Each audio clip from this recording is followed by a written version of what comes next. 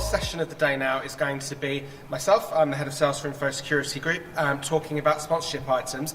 Now, this is not me that's going to stand up here and say, you should take speaking slots, you should take the mobile app sponsorship, you should take this, that and the other, because they're amazing opportunities. What we want to understand at Info Security Group is about your objectives, what you want to achieve from coming out of the show, and what we want to present today, just a few examples of what clients have done with us previously, just to talk about what the best fit is for you and your clients' objectives.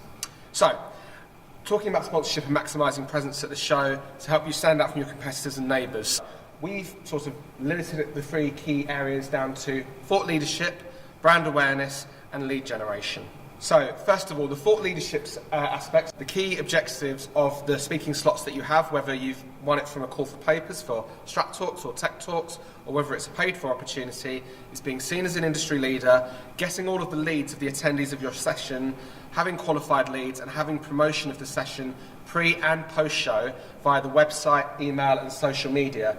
What some of you may not know in this room is what you can do is when your session's online, you will then be able to actually log into the portal and you'll be able to accept or decline those that are registering for your session. And you can see on some of the shots here, they do tend to be oversubscribed. So if you're getting people in the room that you don't want to be connected with, that's fine to reject them from your speaking slots. So in terms of one of the sessions last year, so this was a talking tactics session, and we've just got some of the job titles and some of the brand names that come along. So it's really important when we're talking about speaking slots in particular that you're tailoring your content to the audience that you want to have arrive. So brand awareness, so you can see a few of the examples that we've got here. So the Gable M banners that CrowdStrike have, the tree wraps from Force Scout, the flags from CrowdStrike.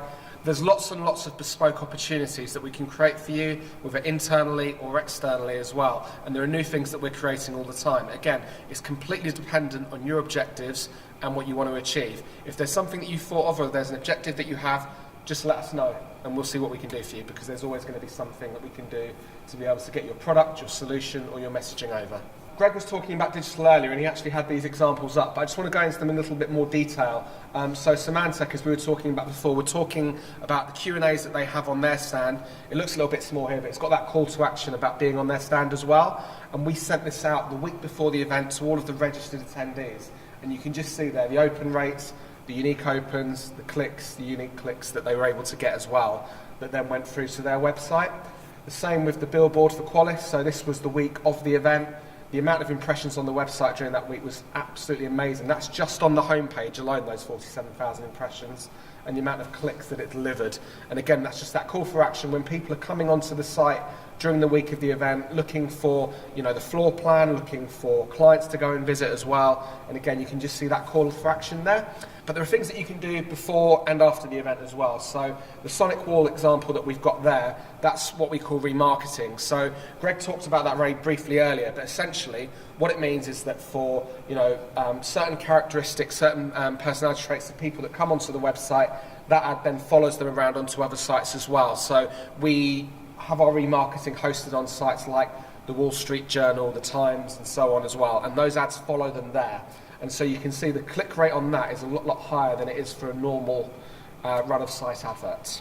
The mobile app, which I was sort of referring to before, so again, there's opportunities there. It's just one of the bespoke ones we do. If you were at the show in 2017 and you didn't see the Imperva branding, then you weren't going around the show too often, because this branding was absolutely everywhere, because we really encourage people to download the mobile app, and we actually had over 5,000 downloads for the 2017 show. The reason we want to bring this up as well is because it's a really good tool for your sales teams. So instead of going onto the Exhibitor portal and doing their matchmaking there, they can actually do their matchmaking via the mobile app. So when they go on there and they log into their profile, they can see the delegates that are most likely to be synced up with them, kind of like how a dating app works like Tinder, and then you can just swipe to the left, swipe to the right, depending on whether you want to try and arrange a meeting with that person or not. So just some of the features that we've got, such as the floor plan, the highlighted exhibitor listing, which you get with the premium packages, pinned exhibitor listing, and then in-app branding that you can do as well.